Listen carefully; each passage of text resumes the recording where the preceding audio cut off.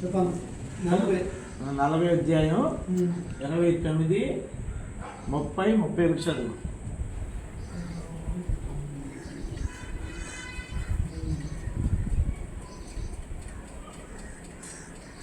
సొమ్మసిల్లిన వారికి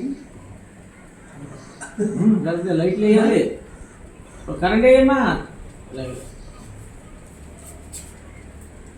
సొమ్మసిల్లిన వారికి బలమిచ్చువాడు ఆయనే, శక్తిహీనులకు బలాభివృద్ధి కలుగజేవాడు ఆయనే. బాలురు సొమ్మసిల్లుదురు, అలయుదురు, యవనస్తులు తప్పక తొట్టిల్లుదురు. యెహోవా కొరకు ఎదురు చూచువారు నూతన జలములు పొందురు, బలము పొందురు. వారు పక్షిరాజు వలె రెక్కలు చాపి పైకి ఎగురుదురు. అలయక పరిగెత్తుదురు, నడుచుకోదురు. అంటే బాలురు ఏమైపోతారంట, సొమ్మసిల్లిపోతారు. యవనులు తప్పక తొట్టిల్లుతారు. వీళ్ళు బాలురు కానీ యవనులు కానీ లోకంగా చూస్తే ఎవరంటే వాళ్ళు పలాంటివి కదా. యవనుడు అంటే ఎంతో పని చేస్తాడు, కానీ వారు ఖచ్చితంగా ఏమైపోతారంటే సొమ్మసిల్లిపోతారు, తొట్టిల్లు పోతారు. కానీ ఎవరు తొట్టిల్లరు? దేవుని కొరకు ఎదురు చూసి వారు ఏం పొందుతారు? నూతన బలము పొందుతారు. వారు పక్షిరాజు వలె రెక్కలు చాపి. పక్షిరాజుని ఎందుకు పెట్టాడు దేవుడు అక్కడ అంటే, పక్షిరాజుకి ఏముండదు, ఉండదు. పక్షిరాజు ఏం చేస్తుంది? ఎగురుతూనే ఉంటుంది. తన జీవితం మార్చుకుంటూనే ఉంటుంది. అలాగే దేవుని పిల్లలు ఎప్పుడైతే మనసు మార్చుకుంటూ జీవితాన్ని మార్చుకుంటూ దేవుని మీద ఆధారపడతారో వారు ఏం చేస్తారండి? నూతన బలము పొందుతారు. ఏం పొందుతారమ్మా నాగమణమ్మ గారు? నూతన బలం. అందుకే 103 కీర్తనలో పక్షిరాజు యవన వల్లే నీ యవనము క్రొత్త తగుచుండు, మేలుతో నీ హృదయమును తృప్తి పరచుచున్నాడు. 103 కీర్తనలో ఉంటుంది కదా. పక్షిరాజుకి ఏముంటుంది? యవనం. దానికి 40 సంవత్సరాలు వచ్చిన తర్వాత దాని కళ్ళు, దాని ముక్కు, దాని ఎంట్రుకలు ఎగరడానికి ఇష్టం ఉంటుంది, ఎగరలేకంట. అప్పుడు అది ఏం చేస్తుంది?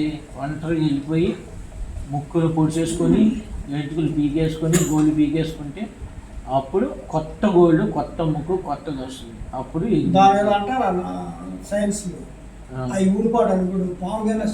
అది కాదు, దీనికి అది ఊడిపోదు, దీనికి పీక్ ఉంటుంది. కొత్త వస్తుంది, రీబర్త్ అంటారు. రీబర్త్ తిరిగి జన్మించటం. కాబట్టి నూతన బలం. అలాగే దేవుని పిల్లలు కూడా ఏం పొందుతారు? నూతన బలం.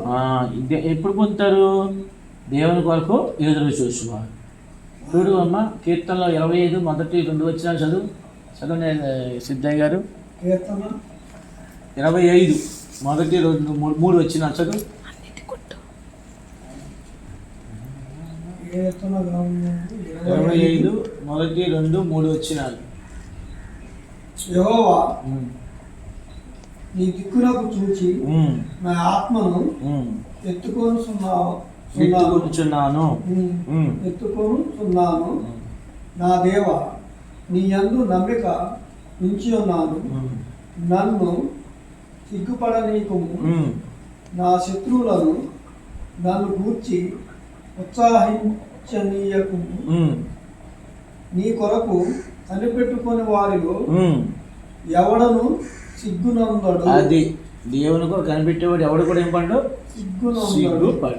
కాబట్టి ఈరోజు మన పేదరికం ఉండవచ్చు, బాధలు ఉండొచ్చు, ఇబ్బందులు ఉండొచ్చు, ఆర్థిక పరిస్థితులు ఉండొచ్చు. ఒకరోజు వస్తుంది, ఒకరోజు దేవుడు నూతన బలం ఇచ్చి దేవుడు మనల్ని ఆశీర్వదిస్తాడు. ప్రార్థన చేస్తాడు. తండ్రి, నీ కుమారుడైన యేసుక్రీస్తు ప్రభువు నామమును బట్టి వందనాలు చెల్లిస్తూ మీ పాదం దగ్గరకు వచ్చాం. ఈ సమయమున మా ప్రియ సహోదరుడు సిద్ధయ్య గారిని, సహోదరు నాగమణమ్మను, అలాగే మీ కుటుంబాన్ని దర్శించలో మీరు సహాయపడ్డారు. దేవా ఈ యొక్క యెషయా గ్రంథము 40 అధ్యాయము చివరి వచనాలను నెరవేర్చము. దేవా పక్షిరాజు వాళ్ళు అలయక సమస్యలక పైకి ఎగురుదురు అన్నారు, మీ కొరకు కనిపెట్టినారు. కాబట్టి ఈ కుటుంబాన్ని మీరు దీవించి ఆస్వాదించండి. వారిని ప్రేమించిన బిడ్డలు వసంత భర్త మనవడి కొరకై ప్రార్థిస్తున్నాము. మరి ఆ బిడ్డలు ఉద్యోగం ఎదురు చూస్తూ ఉన్నారు, ఉద్యోగం మీరు దయచేయండి. అలాగే సంధ్య కొరకై ప్రార్థిస్తున్నాము, రమ్య కొరకై ప్రార్థిస్తున్నాము, సైరస్ కొరకై ప్రార్థిస్తున్నాము. ఈ బిడ్డలు ఉద్యోగం ఎదురు చూస్తున్నారు, సహాయం చేయండి తండ్రి. ఈ కుటుంబం ఎన్నో అక్కర్లు ఉన్నాయి, అవసరాలు ఉన్నాయి. వీరి అక్కర్ల అవసరాలన్నీ మీరు తీర్చండి. వీరికి మీరు తోడుగా ఉండండి, ఆత్మీయ ఎదుగునట్లుగా మీరు సహాయం చేయండి. సిద్ధి గారు కూడా దినదినము వాక్యమందును ప్రార్థన ఎందును ఎడతెగ జీవించడంలో మీరు సహాయం చేయండి. ఆయన హస్తాలు మీరు బలపరచము, ఆ పామాయిల తోట మీరు దీవించండి. తిరిగి గిద్యోను నయం కూడా వచ్చారు, తిరిగి మేము వెళుతున్నాం, సహాయం చేయండి. ఈ కుటుంబాన్ని ఆస్వాదించమని యేసుక్రీస్తు ప్రభువారి నామమున బట్టి ప్రార్థిస్తున్నాము తండ్రి.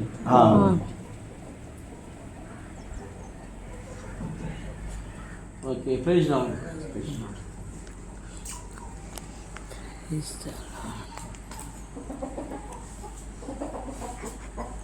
అడ్రస్ తీసుకున్నావా?